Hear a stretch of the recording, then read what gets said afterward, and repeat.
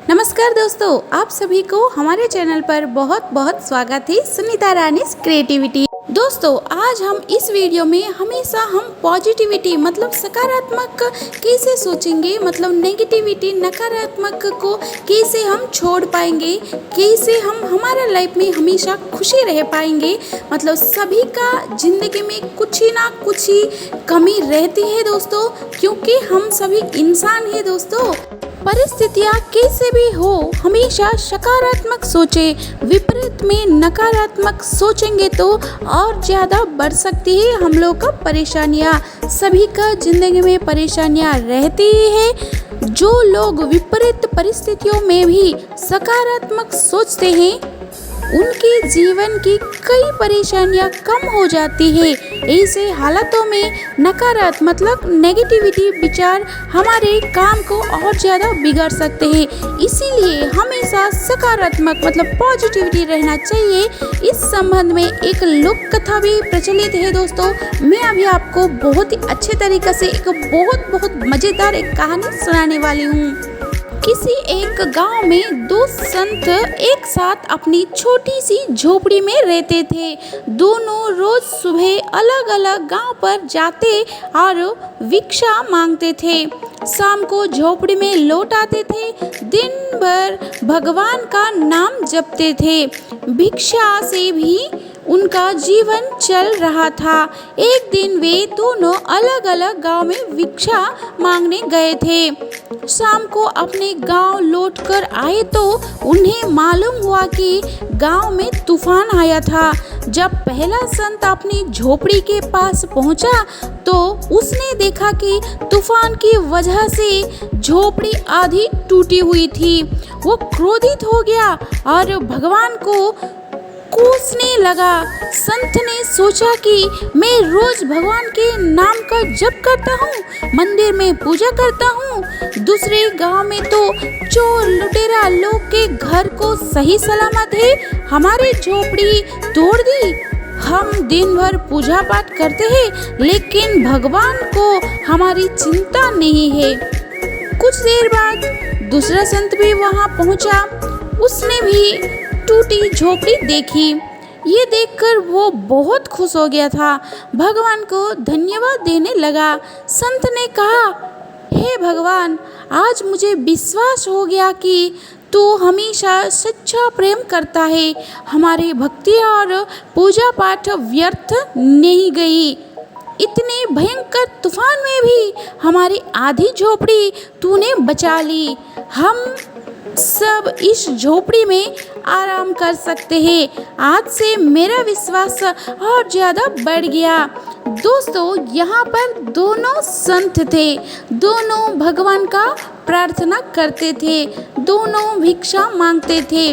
वो जब बाहर गए थे और इन लोगों का गांव में तूफान आ गया था तो एक ही झोपड़ी था दोस्तों। एक का विचार कैसा था? नकारात्मक था, मतलब नेगेटिविटी, और दूसरे संत का सोच था सकारात्मक मतलब पॉजिटिविटी। सेम चीज ही हुआ था। उस जगह झोपड़ी टूटा हुआ था लेकिन दोनों का अलग अलग चिंताधारा की वजह से दोनों की मतलब सोच ही अलग हो चुका है। इसी स्टोरी से हमको क्या सीख मिला है दोस्तों? हमें हमेशा पॉजिटिविटी सकारात्मक सोच के साथ हर परिस्थिति को देखना चाहिए। नकारात्मक मतलब नेगेटिविटी विचारों की वजह से मानसिक तनाव बढ़ता है और हम अच्छी चीज़ों को भी देख नहीं पाते हैं। इसीलिए दोस्तों, हमेशा सोचिए किसी भी परिस्थिति हो, कितना भी बड़ा हम लोग का जीवन में दुख आ जाए, फिर भी हम लोग हमेशा पॉजिटिविटी की तरह सबसे पहले सोचना चाहिए।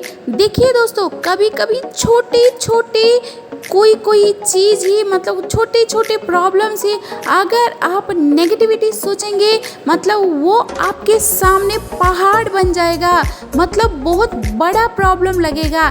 इसीलिए आप हमेशा पॉजिटिविटी को पहले सोचिए, तब देखिए सारे कितना भी पहाड़ हो आप चुटकी परिस्थितियों में उसको सामना कर सकते हो। पॉजिटिव रहिए, सकारात्मक रहिए, नकारात्मक को कहिए बाय बाय। दोस्तों अभी मैं आपको एक प्यारा राजा और उनके 3 पुत्रों की कहानी सुनाने वाली हूँ। बहुत ही मजेदार कहानी है दोस्तों।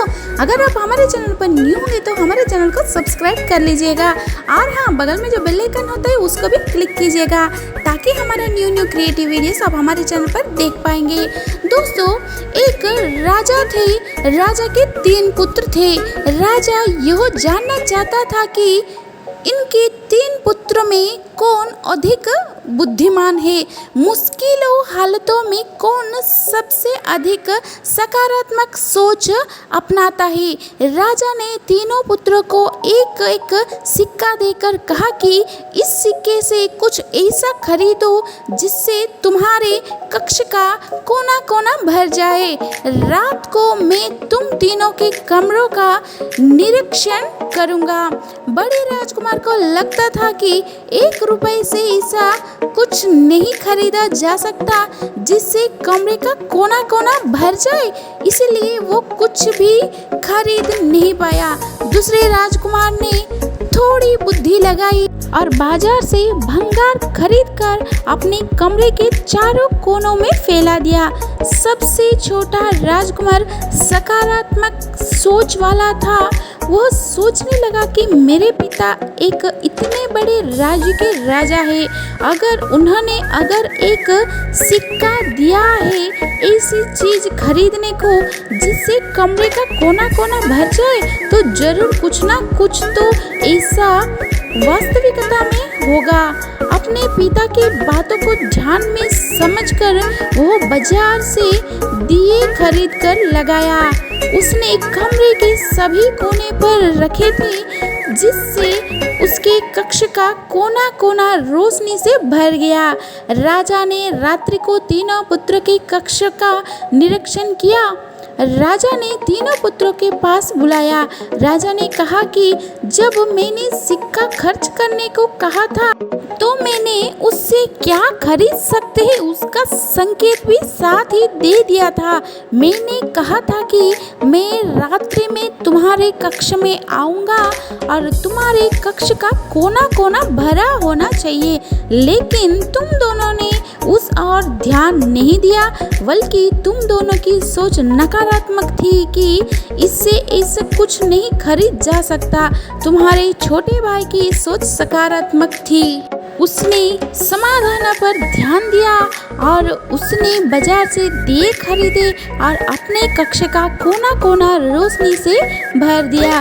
जब हम नकारात्मक सोच रहे होते हैं तो हम समस्या के आने पर समस्या को इतनी बड़ी मान लेते हैं कि समाधान पर ज़्यादा ध्यान नहीं दे पाते हैं।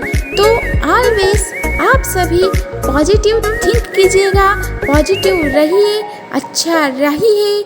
नकारात्मक मतलब नेगेटिविटी को अपने दिलों और दिमाग से बाहर दूर फेंक दीजिएगा और हमेशा अच्छा रहिए, सुस्त रहिए, स्वस्थ रहिए, मस्त रहिएगा। दोस्तों मैं अभी एक पिक आपको दिखा रही हूँ। देखिए दोस्तों, आई कांट डू इट है ना, इसमें आप सिर्फ टी को हटा दीजिए।